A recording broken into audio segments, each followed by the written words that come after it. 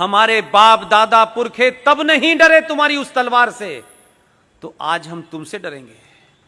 तुम तो डरे हुए लोग हो, हमें क्या डराओगे यार। ये बोलना शुरू करा है आपने, इसीलिए इस देश में बड़ी उथल पुथल है। इसलिए लोगों को मोदी नाम की जो चीज है, ये कोई शख्स नहीं है, मोदी कोई एक इंसान नहीं है। मोदी 1000 साल के बाद 1000 साल पे सनातनियों पे 2 अत्याचार जो जुल्म हुए हैं, उस जुल्म को समाप्त करने वाली एक खुटी है जिस पे मोदी टंगा हुआ है। ये वो सोच है जिसके 7000 साल की तकलीफों को दूर करने के लिए हमें लगता है कि यह आदमी आया है, इसलिए पूरा देश उसके साथ खड़ा हुआ है और हर आदमी यह चाहता है कि इसको समाप्त करना चाहिए। इसलिए यह देश ने अपनी दिशा तय कर ली है। आपने टॉपिक बहुत अच्छा रखा है। अब मुझे और आपको, सौरभ भाई ने अपनी दिशा तय कर ली है, मैंने अपनी कर ली है। बहुत सारे लोग इस देश में, चाहे वो विवेक अग्निहोत्री जैसे फिल्मकार हों, वो भी बहुत पैसा कमा सकते थे 2 गाली देकर के भारत के सनातन को, 2 गाली देकर के देश के सरकारों को। वो भी क्या कहते हैं, उस लाइन में खड़े हो जाते जहां बहुत सारे राइटर और एक्टर हैं जो उनकी मर्जी के बगैर पैसा नहीं लेते, खड़े हो सकते थे। लेकिन विवेक अग्निहोत्री ने भी वही रास्ता चुना जो सौरभ भाई ने चुना, जो मैंने चुना।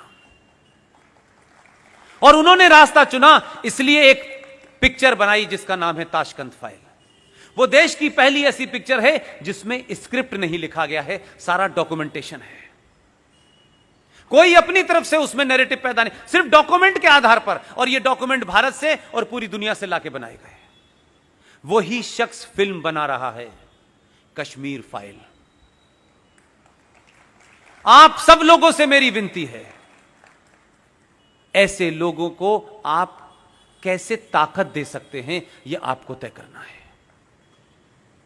इसलिए कि वैसे ही बड़ी मुश्किल के बाद एक मौका आया है। इसलिए मैं कहता हूं 4 साल का समय नहीं है, यह 4 साल के समय को 400 साल में कन्वर्ट करना है।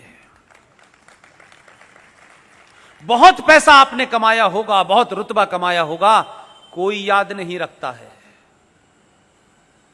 दुनिया में किसी बड़े आदमी का नाम नहीं आता है कि उनकी 500 इंडस्ट्री थी, उनकी उसमें बड़ी फैक्ट्री थी, उनका हीरे का। कहीं पढ़ा आपने इतिहास में? इतिहास में धारा के विपरीत जाके जो खड़े होते हैं उन्हीं का नाम आता है। धारा के विपरीत खड़ा होना बहुत मुश्किल था, लेकिन आज बहुत आसान है। मुंबई जैसे शहर में रात के 9 बजे करोड़पति लोग इसमें बैठे होंगे, बहुत काम उनके पास होंगे, लेकिन दुनिया भर में जो लोग बातें कह रहे हैं, सौरभ भाई जो बात कह रहे हैं, उस दिल ने उनके मन में कहीं कोई आग पैदा कर दी है, इसीलिए वो यहां बैठे हुए हैं। यहां से आपको ना कोई टिकट मिलने वाली है, ना यहां से कोई आपको पद मिलने वाला है, ना कोई नया कॉन्ट्रैक्ट मिलने वाला है। लेकिन आप सब कुछ जानना और जीना चाहते हैं। ये भूख आपको दिल्ली से अपने अपने घरों से उठा के लाई है। नीना जी 3.5 घंटे का सफर करके आई हैं, जितनी देर में मैं दिल्ली पहुंच जाता हूं। कोई बात जरूर है, इस लॉ को जलाए रखिए।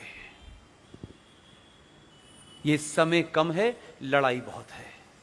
अपने बीच में फैले हुए कंफ्यूजन को दूर करिए। अपने बच्चों के साथ बैठिए जिनको मार्केट में कंफ्यूज कर दिया गया है। अपने बच्चों को सच बताइए। बहुत कम समय है, मैं जानता हूं कितना कम समय है। हर दिन चैलेंज है सरकार के अस्तित्व के ऊपर। अंतरराष्ट्रीय ताकतें लगी हुई हैं। एक घटना को गार्डियन कैसे लिखता है, वॉशिंगटन पोस्ट कैसे लिख रहा है, बीबीसी कैसे लिख रहा है और अल जजीरा कैसे लिख रहा है। सब लोग मिल गए हैं। सबकी कोशिश है कि 2020 का जो भारत है, जो अपने इतिहास की तरफ लौट रहा है, जब पूरी वर्ल्ड इकोनॉमी के अंदर, वर्ल्ड जीडीपी में आपका 33% का कंट्रीब्यूशन था। अगर आप उधर लौटे तो पड़ोसियों की दुकान बंद होगी।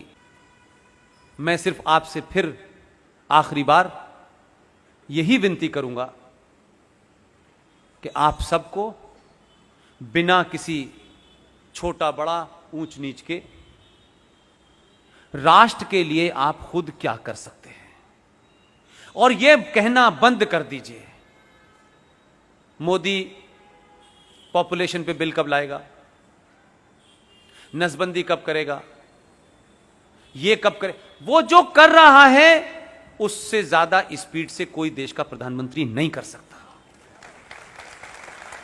क्योंकि हम प्रधानमंत्री को समझते हैं कि उसके पास ताकत है, वो सब मिनटों में कर देगा।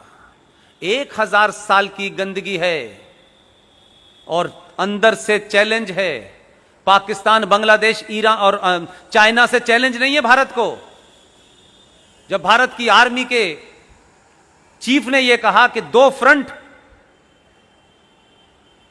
की चिंता मत करो, क्योंकि कांग्रेस पार्टी के जो पार्टी का लीडर है लोकसभा में, उसने कहा कि हमारे 2 फ्रंट पहले से खुले हुए हैं, क्या हम इन 2 फ्रंट का मुकाबला एक साथ कर सकते हैं। चीफ ऑफ आर्मी ने जवाब दिया, उन्होंने किसी रेफरेंस में इनडायरेक्टली जवाब दिया, उन्होंने कहा भारत के जो 2 फ्रंट हैं, ईस्टर्न बॉर्डर और वेस्टर्न बॉर्डर पर, इसकी चिंता भारत को नहीं करनी चाहिए, भारत की आर्मी कैपेबल है। मैंने उसके बाद में इस नैरेटिव को कहा,